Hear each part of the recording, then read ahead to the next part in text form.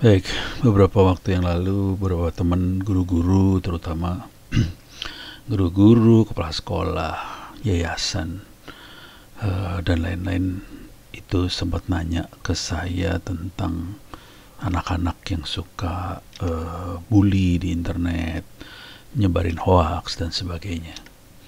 Baik, ini saya mungkin akan lebih banyak bercerita tentang eh, apa yang akan yang bukan apa yang akan terjadi, peraturan yang ada di Indonesia tentang hal tersebut, juga barangkali menangani hal-hal tersebut, terutama di lingkungan sekolah, pendidikan dan sebagainya.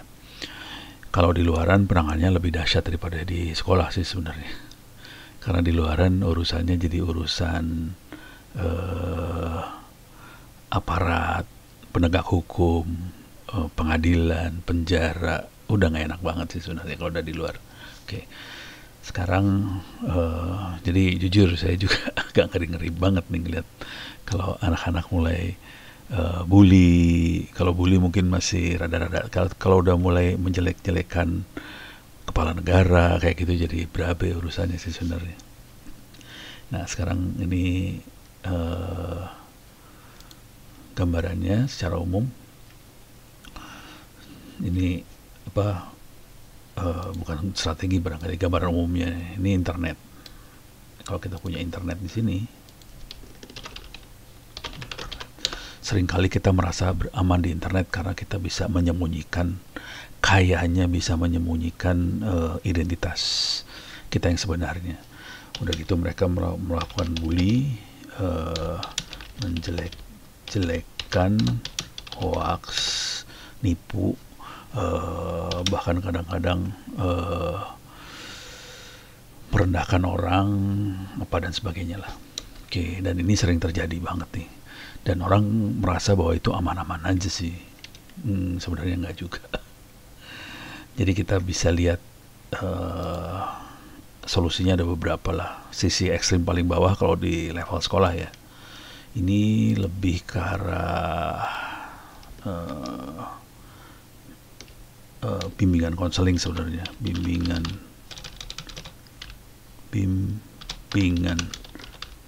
konseling. Ini lebih ke arah diskusi orang murid. Cuman ini semua dibutuhkan nanti barang bukti sih sebenarnya. Jadi dalam prosesnya sampai ini bisa terjadi, sebetulnya ada PR yang harus dikerjakan, yaitu di sebelah sini mengumpulkan barang bukti. Oke, barang bukti ini bisa berupa apa sih namanya, capture screen, bisa berupa file, bisa berupa macam-macam lah, foto dan lain-lain. Oke, jadi barang-barang bukti ini harus dikumpulkan. Ini kemungkinan dikumpulkan oleh guru dan sebagainya. Dan ini nanti jadi barang bukti buat orang tua dan muridnya segala macam, bahwa ini punya masalah nih murid. Gitu. Jadi solusi yang pertama adalah kayak gini. Cuman yang jadi masalah kalau sudah melibatkan orang luar. Nah, kalau udah melibatkan orang luar, urusannya jadi berabe nih urusannya. Di Indonesia ada undang-undang ITE,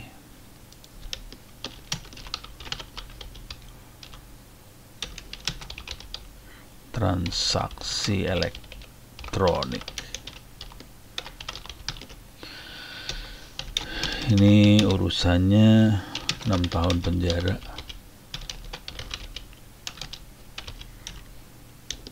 Dendanya sampai 1 M. Ini berabe urusannya kalau sampai di sebelah sini. Sebaiknya sih jangan sampai sini sih, sebaiknya ya. Jadi ada solusi antaranya. Solusi antaranya sih sebenarnya sederhana juga sih sebenarnya. Untuk pelakunya kita bisa diskusi, negosiasi lah, bukan negosiasi kali ya. Diskusi kira-kira bunyinya gini. kami ada barang bukti.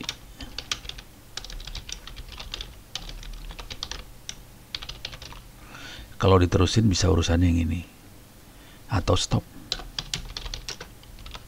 kira-kira gitu. Kalau stop ya udah. Kalau sama-sama cari posisi di mana-mana, di mana sama-sama win-win, sama-sama ya udah, masalah stop. Tapi kalau diteruskan urusannya jadi yang ini gitu. Jadi paling enggak ada beberapa solusi di sini. Kalau buat siswa SMA itu, mahasiswa mungkin yang ini. Kalau mahasiswa kadang-kadang bisa ke sebelah sini loh. Hati-hati mahasiswa sebelah sini. Oke. Bisa ke sini. Nah, bagaimana caranya sampai bisa dapat pelaku? Itu sebetulnya ini melakukan forensik sih sebenarnya. Jadi kita merasa bahwa itu aman-aman aja. Atau saya sebelum terlalu jauh, saya kasih lihat makhluknya dulu ya. Untuk bimbingan konseling dan sebagainya bisa ngelihat ke sini sih sebenarnya. Ada di LMS Honor Center Moodle. Masuk di bagian kursus Internet Safety. Saya gedein dikit. Di bagian Internet Safety ini ada penjelasan tentang dasar-dasar keamanan informasi, perilaku aman di dunia online. Misalnya jangan ngomong sembarangan sama orang nggak dikenal gitu, jangan percaya sama orang yang nggak dikenal, termasuk ide dan postingannya orang yang tidak dikenal tadi. Jadi jangan langsung percaya aja. Nah, khusus buat anak-anak urusannya cyberbullying ini. Oke. Ini saya akan buka satu-satu apa itu cyberbullying. Kita kenalnya bukan cyberbullying sih, kenalnya hoax sih seringnya, padahal itu urusannya cyberbullying juga. Jadi secara umum apa itu cyberbullying, taktik cyberbullying itu seperti apa, cara mencegahnya, kejadian cyberbullying di media sosial, di game segala macam, pemberdayaan orang tua akan cyberbullying, membangun aturan. Jadi kita bikin ini sebenarnya kesepakatan, aturannya seperti apa, tip buat guru untuk menghadapi cyberbullying dan melaporkan cyberbullying itu seperti apa. Oke, ini saya buka satu-satu.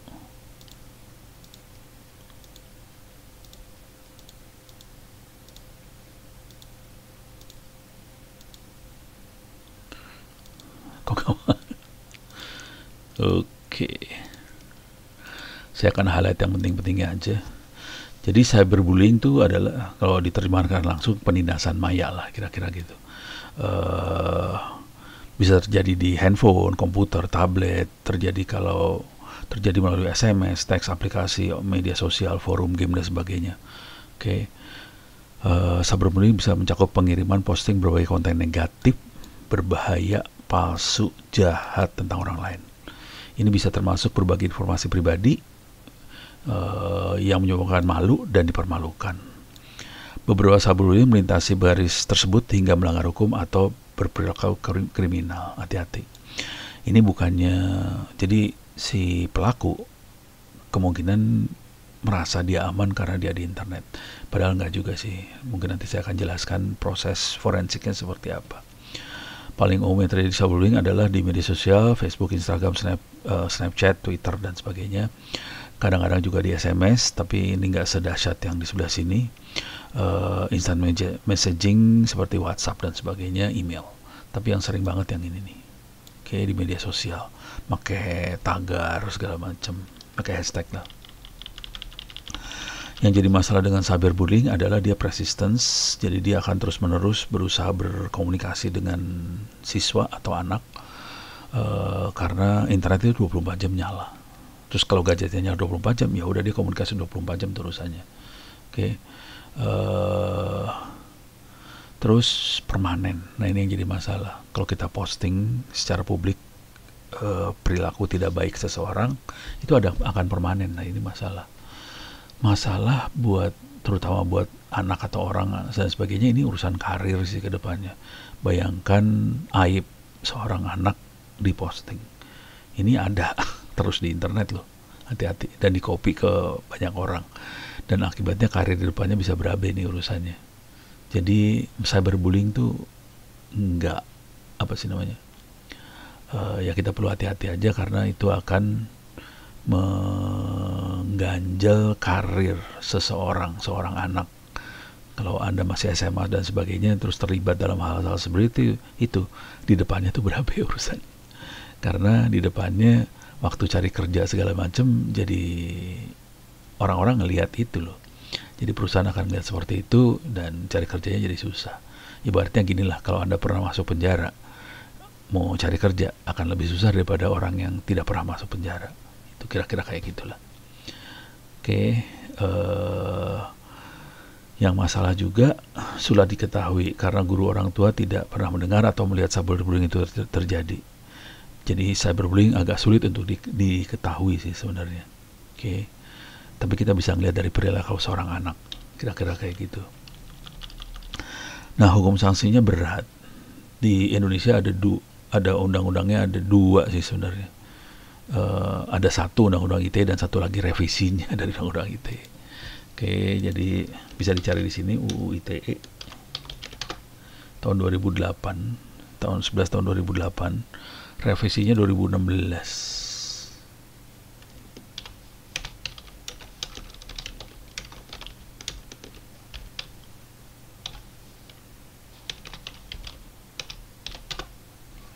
Nah, ini 19 2016. Jadi Anda bisa bisa diambil di Kominfo. Nah, ini hasilnya. Ini juga bisa diambil di Kominfo, nih hasilnya. Oh, udah langsung revisi dua-duanya tuh. Yang 11 2008 udah nggak ada. Jadi yang revisinya aja, yang 2018 nya nggak dipakai. Oke. Jadi undang-undangnya ada. Sorry, saya mana tadi? Ini dia hukum sanksi. Jadi di Indonesia urusannya itu aturan yang dipakai, misalnya bisa di search nggak ya? Rotate. Ini apa? Waduh, nggak bisa. Saya harus pakai file benernya di komputer saya. Saya akan cari di komputer saya var data library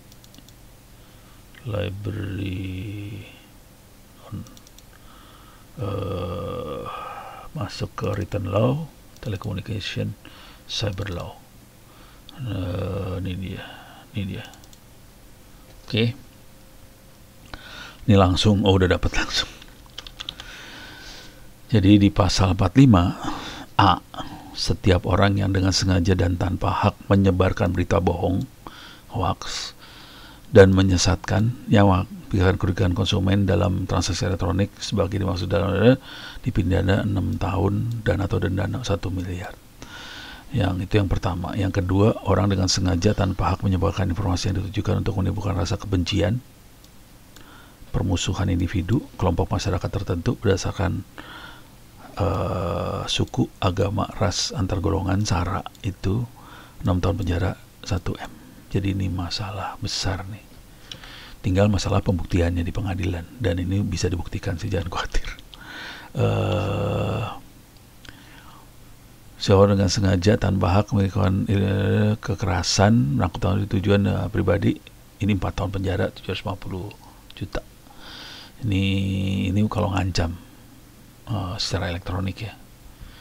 Oke, jadi ada masalah ini buat anda yang melakukan seperti ini, kenanya urusannya ini, tinggal urusannya pembuktian. Jadi saya kadang-kadang ngelihat orang nge-tweet di internet jelek-jelekin segala macam, dalam hati sih saya sih berani juga ya pada ya. Soalnya kadang-kadang orang berpikir kita nggak bisa ditangkap. Jangan khawatir ditangkap sih, kalau diproses ketangkap nih urusannya. Dan ini ya saya buka aja lah. Beberapa teman di intelijen sempat cerita ke saya, Pono kasihan ngeliat anaknya sampai nangis-nangis, orang tuanya nangis-nangis. Mereka nggak nyangka bahwa mereka akan kena ketangkep.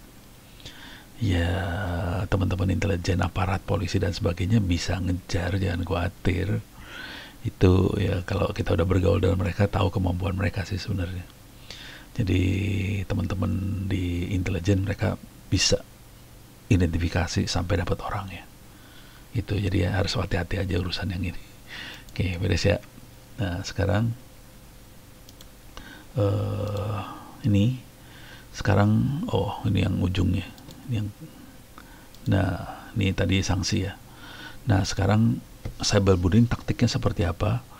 Yang orang-orang melakukan cyberbullying ya, mereka menulis komentar atau bercerita tentang seseorang secara online yang kasar, menyakitkan, memalukan, mengancam menyakiti seseorang, bahkan menyuruh bunuh diri orang, dan kejadian orangnya bunuh diri.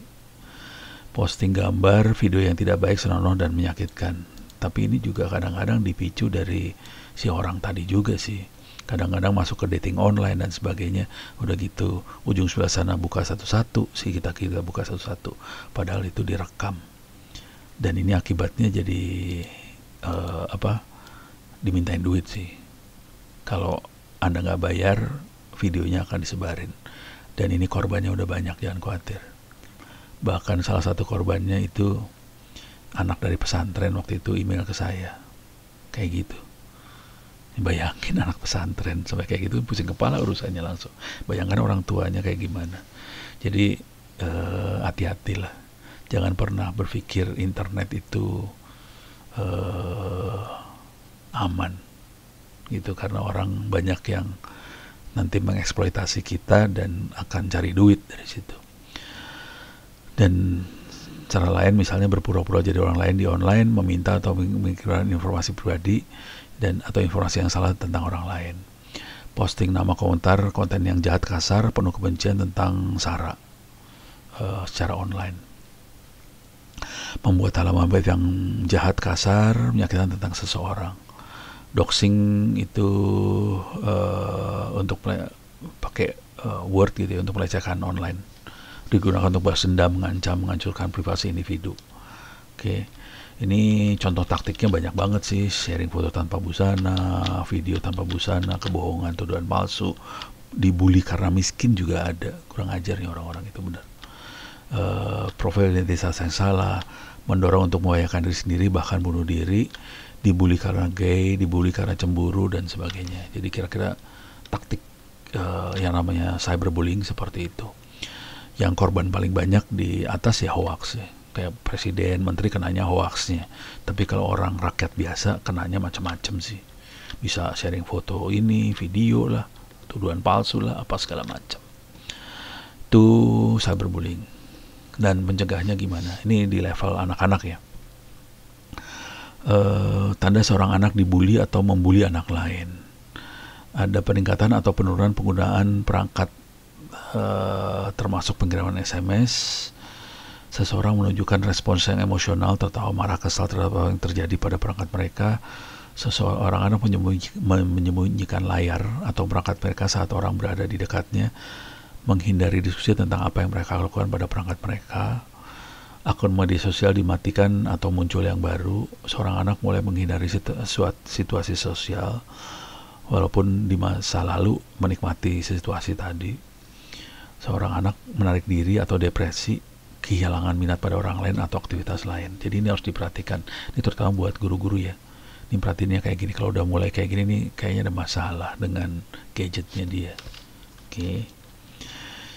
Apa yang perlu diperhatikan waktu terjadi cyberbullying? Satu, perhatian. Kita harus perhatikan. Kemudian bicara, ngobrol. Dokumentasi. Ini penting nih, dokumentasi. Karena ini jadi barang bukti. Jadi semuanya harus dicatat. Ini akan jadi barang bukti buat orang yang nyerang ya, terutama sih sebenarnya. Kalau buat anaknya kita perlu melindungi. Teknik melindunginya adalah barang bukti. Nanti kita buat memproses buat orang yang nyerang. Dilaporkan. Mudah-mudahan guru BK-nya bisa ngerti urusan seperti ini. Memang belum ada training buat guru-guru BK urusan cyberbullying kayak gini ya. Dan beri dukungan buat anak itu. Oke. Ini yang perlu dilakukan terutama. beri dukungan serius itu. Apalagi kalau urusannya foto yang tidak berbusana dan sebagainya. Itu drop banget itu orangnya langsung. Hati-hati tuh. Bisa kadang-kadang mau bunuh diri lah, apalah, kacau itu urusannya. Oke, kira-kira itu yang harus dilakukan pada seorang anak yang kena cyberbullying. Nah, media tempat terjadi cyberbullying macam-macam. Yang paling banyak mungkin Facebook, Instagram, Line, WhatsApp, Telegram dan sebagainya, Twitter bisa ya. Jadi itu tempat kejadiannya. Terus pemberdayaan bagi orang tua seperti apa yang perlu dilakukan? Pantau situs media sosial anak, aplikasi, riwayat browsingnya dia. Kalau anaknya masih SD atau SMP masih bisa kita atur privacy si anak ya. Tapi kalau udah SMA sih mereka bisa ngatur sendiri sih sebenarnya. Malah nggak mau diatur orang tua nih urusannya kayak. Kalau bisa follow atau jadi friend di anak di media sosialnya lebih bagus. Kalau bisa jadi seperti itu. Kalau enggak ya kita kalau bisa ngatur atau diskusi sama anak. Dan orang tua perlu update platform media sosialnya dan istilah digital yang dipakai oleh anak-anak. Jujur kadang-kadang saya baca tulisan orang di YouTube aja posting nanya ke saya nggak ngerti. Lu ngomong apa sih? Ternyata huruf X tuh sama dengan nya gitu, baru tahu saya. Alah, parah. Makin lama nanti satu kalimat satu huruf. Ini 3 huruf jadi 1 huruf kan, nya jadi X, 3 1. Lama-lama 1 kalimat jadi 1 huruf. Terus kenali username, password mungkin agak susah ya. Username anak Anda lah untuk email media sosial. Terus ngobrol tentang peraturan. Terus kita tetapkan bikin kesepakatan tentang peraturan perilaku konten aplikasi digital yang sesuai. Misal, contoh, jangan posting nomor telepon sembarangan ya. Terus misalnya kalau orang nggak dikenal ya udah jangan curcol ke orang itu. Lu gila aja curcol ke orang nggak dikenal, dan itu kejadiannya banyak. Jadi kadang-kadang orang berpikir orang di internet itu baik gitu, curcol lah dia. Korbannya anak SD waktu itu di Surabaya. Sampai kayak ya sampai tanpa busana kayak gitulah gitu ya. Jadi ini perlu diomongin, ini orang tua perlu. Nah sekarang untuk membangun aturannya seperti apa,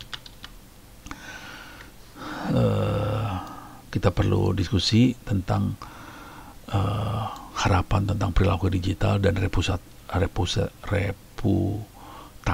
online seorang anak. Ini penting terutama untuk karir di kemudian hari, untuk masa depan dia. Karena apa yang diposting di dunia digital, di cyber itu nggak hilang. Dan ini jadi masalah. Terutama nanti kalau ngelamar kerjaan dan sebagainya. Jadi saran saya sih kalau Anda posting-posting gitu, ya dipikir 2-3 kali lah sebelum posting. Karena postingan Anda itu akan menentukan karir Anda sih sebenarnya. Dan kadang-kadang kita nggak tahu bahwa posting kita ternyata menentukan karir. Karena orang-orang HRD sekarang akan ngelihat Anda posting di mana. Kalau Anda aktifnya di LinkedIn, nah itu mungkin akan bagus buat karir. Dan di LinkedIn kita biasanya nggak pernah posting soal politik, saya jarang lihat banget lah. Kalau di Facebook apa segala macam sering komentar, wah ini gubernurnya gimana lah segala macam. Tapi di LinkedIn hampir nggak ada tuh kayak gituan. Dan itu yang akan meningkatkan karir Anda ke depan. Jadi kalau saran saya sih coba fokus ke masa depan sih. Kalau cuma fokus buat komplain doang semua orang bisa. Tapi kalau fokus masa depan supaya kita lebih bagus, itu yang perlu kita jaga supaya kedepannya kita lebih aman sih. Kita perlu diskusi, ini terutama buat orang tua dan anak, didik tentang dampak bahaya dari cyberbullying. Posting ucapan, komentar yang perlu kuncian, texting berbagai foto, termasuk potensi penegakan hukum, masalah hukum. Jadi kita perlu ngobrol sih. Anak-anak perlu tahu bahwa jangan sembarangan kayak gituan lah. Karena kedepannya bisa berabe urusannya. Jelaskan konten apa yang bisa dilihat dan dibagikan. Jangan khawatir, kita ngelihat aja juga belum tentu aman ya. Karena situs sebelah sananya akan bisa probing ke apa yang kita lakukan. gitu ya. Identifikasi aplikasi mana yang sesuai dan digunakan anak Anda dan mana yang tidak. Tetapkan peraturan akan lama waktu yang bisa digunakan untuk online, menggunakan gadget dan sebagainya. Nah, perilaku positif dan saling menghormati menggunakan gadget di fase account sendiri. Tuh, kira-kira yang aturan-aturan yang perlu, bukan aturan kali ya, kesepakatan yang perlu dilakukan. Nah, agar tidak terjadi cyberbullying, yang satu pertama jangan ikut-ikutan. Jangan sembarang ikutan. Nah, kalau mau ikut-ikutan kita harus tahu betul apa yang kita like, share tadi. Kalau itu hal-hal yang positif sih nggak masalah di like, share. Yang masalah kalau hal-hal negatif itu bisa berabe ke urusan ke kitanya, karena kita akan jadi bagian dari yang kena undang-undang di sini nih. Ya. Ini karena menyebarkan informasi. Nah, like, share urusannya di sini. Dan urusannya bisa 6 tahun penjara sama 1 M. Kira-kira kayak gitu. Kalau diproses ya, sebaiknya sih jangan diproses lah, kasihan. Kalau anak-anak sih jangan diproses. Ini usul. Cuman ya susah juga nyetopnya ya. Jangan membelas atau menanggapi secara negatif. Seringkali kalau orang nyerang, kita kan nyerang balik. Dan ini jadi barang bukti nih urusannya nih, hati-hati aja. Kalau nanggapin positif-positif aja, atau nggak usah ditanggapin sekalian. Orang akan diam sendiri sih kalau nggak ditanggapin juga. Atau akhirnya kayak dia ngadepin batu gitu, kira-kira kayak gitulah. Tanggapi secara pribadi orang yang buat pesan yang menyakitkan tadi. Jadi nggak usah di publik kalau bisa.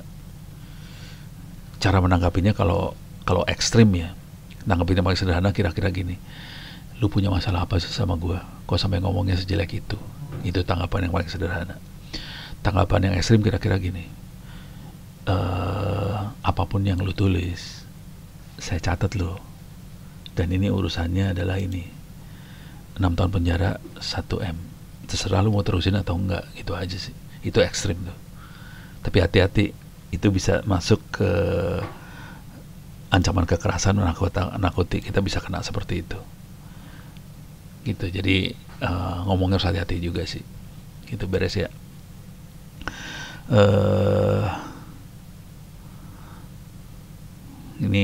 Ini kalau mau diproses bisa tindak lanjuti orang yang jadi sasaran. Oke. Tip untuk guru kira-kira seperti ini buat gurunya. Kalau kita melihat ada perubahan dari penggunaan gadget apa segala macam, ini anak punya respons emosional terhadap gadgetnya. Anak menyembunyikan layar perangkat mereka, akun media sosial dimatikan, mengundurkan diri. Jadi sama orang tua sih sebenarnya guru. Ini mengatasi cyberbullyingnya. Jika anak sedang melakukan cyberbullying, bicara ke anak itu, ini diskusi itu perlu. Jika Anda yakin seorang anak cyberbullying, bicara pada orang tuanya. Memahami perilaku digital anak-anak. Oke. Kembangkan aktivitas yang mendorong diri, misalnya berekspresi, belajar memiliki empati pada orang lain, belajar untuk mengatur kesadaran diri, mengatur diri sendiri, belajar, kayak gitulah. Dan si guru perlu jadi model untuk menguatkan, menghargai perilaku positif terhadap orang lain, mendorong agar ada interaksi keterlibatan dengan teman sebaya dalam strategi pencegahan. Jadi perlu kayak apa, grup, bukan konseling ya, jadi support group, tapi teman sebaya gitu. Karena kadang-kadang anak ini terpisah dari teman-temannya, akhirnya dia punya perilaku yang agak lebih menyerang, kira-kira kayak gitulah. Atau bukan menyerang, sebaliknya down. Jadi perlu konseling dengan teman sebaya. Nah, untuk melaporkannya, nah ini kalau ini di Amerika kali ya. Kalau di Indonesia laporannya kira-kira kayak gini. Ini kalau serius ngelapor secara hukum, yang bisa proses aparat, kepolisian terutama kepolisian. Di kepolisian ada cybercrime unit di Polda sama di Mabes Polri. Yang punya kapasitas sampai level itu biasanya Polda Polri. Kalau Polres biasanya nggak punya kemampuan seperti itu. Beberapa personal Polres sempat komunikasi ke saya sih untuk belajar kemampuan-kemampuan seperti itu. Jadi tergantung personalnya banget kalau di Polres. Tapi kalau di Polda atau di Mabes, kemungkinan besar mereka ada cybercrime unitnya. Terutama yang ketahuan mah di Jakarta lah, Polda Metro, di Surabaya. Nah itu mereka punya cybercrime unitnya. Jadi bisa ngobrol sama orang-orang di cybercrime unit itu, berkenalan dan ngobrol. Kira-kira kalau ada seperti ini, apa yang perlu dilakukan? Nggak usah lapor dulu lah, ngobrol aja apa yang dilakukan. Kalau sampai perlu lapor, barang buktinya apa aja. Biasanya kita perlu kronologis, terus udah gitu barang bukti, screenshot email, SMS, barang buktinya tadi. Kita juga mungkin perlu lapor juga pada si situs online-nya, Facebook dan sebagainya, untuk memblokir si pelaku, kira-kira kayak gitu. Jadi, tapi sebelum diblokir, sebaiknya kita screenshot semua perilakunya untuk kita dapetin ininya, untuk kita dapetin barang buktinya. Nah, sekarang urusannya pembuktian. Oke, ini hukumnya. Ini bukan skenario ya, solusinya. Sekarang pembuktiannya gimana? Ini barang bukti, capture screen segala macam, kita kasih ke pihak kepolisian. Yang akan dilakukan kira-kira kayak ini.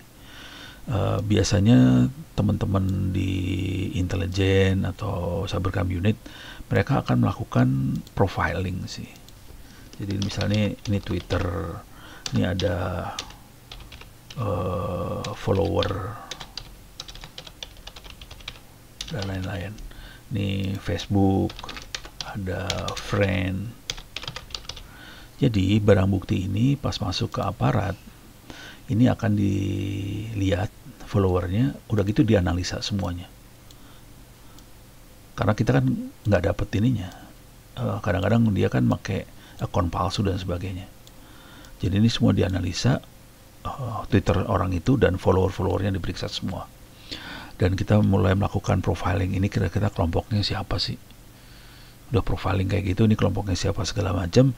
Kita gali juga dari situs-situs yang lain, Facebook atau Instagram dan sebagainya. Ini ada IG lah, sama. Jadi semuanya digali sih.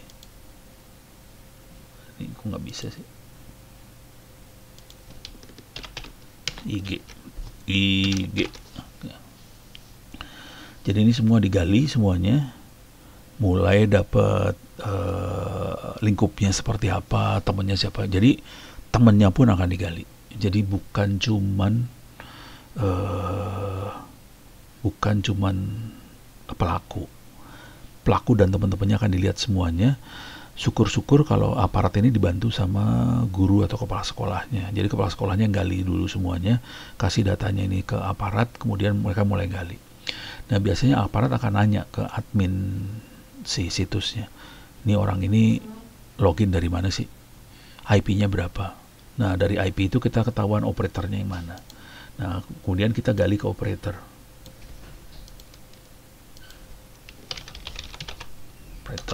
Di sini kita dapat nomor, kita dapat lokasi. Yang bisa minta ini adalah aparat ya. Kalau kita biasa nggak bisa sih biasanya.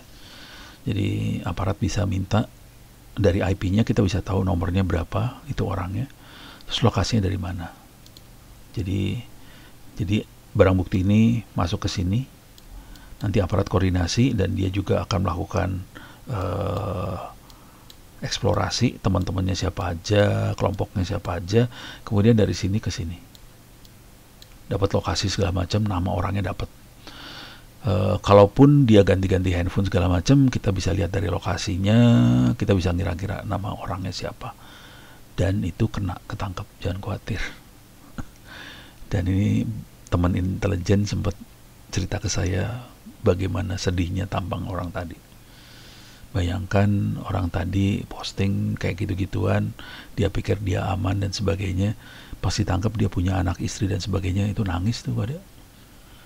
Nangis, asli nangis. Karena dia nggak nyangka bahwa dia akan ketangkep seperti itu.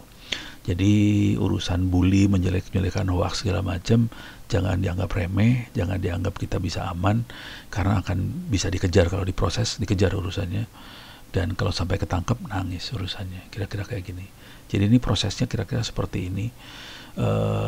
Khusus buat anak-anak sih, buat guru sama kepala sekolah dan sebagainya, kalau bisa lakukannya yang ini aja deh, jangan diterusin. Cuma dikasih pengertian ke anaknya bahwa kalau diterusin Anda berapa ya urusannya loh, karir bubar urusannya. Jadi ini yang menjadi masalah besar di teman-teman yang suka posting yang enggak, masalahnya di sini sih. Tapi kadang-kadang kita dikasih tahu kayak gini susah ya, mikirnya Allah bohong lah. Nanti kalau udah kejadian baru nangis. Saya bisa ngomong kayak gini, saya soalnya kenal beberapa teman yang ada di sana, jadi tahu lah kejadiannya kayak gimana, dan mereka juga cerita sih. Dan ini nggak 1-2 orang, dan rata-rata mereka ini nggak masuk ke media biasanya. Kalau udah seperti itu mereka akan geraknya sunyi, senyap, tidak masuk media. Karena berabe masuk media urusannya kacau semua. Media bikin kacau. Jadi biasanya tidak masuk media, senyap, tangkap, habis. Masih untung nyawa lu masih ada ya. Kalau sampai nyawa kagak ada, berabe urusannya. Bisa kejadian tuh, nyawa hilang tuh bisa kejadian. Kalau yang nangkepnya bukan dari orang yang, bukan dari aparat yang benar, kan kacau. Dan itu mereka bisa juga sih, misalnya lawan politik atau apalah, apalagi udah mulai main mafia. Misalnya kalau urusannya korupsi kan belum tentu aparat yang datang loh.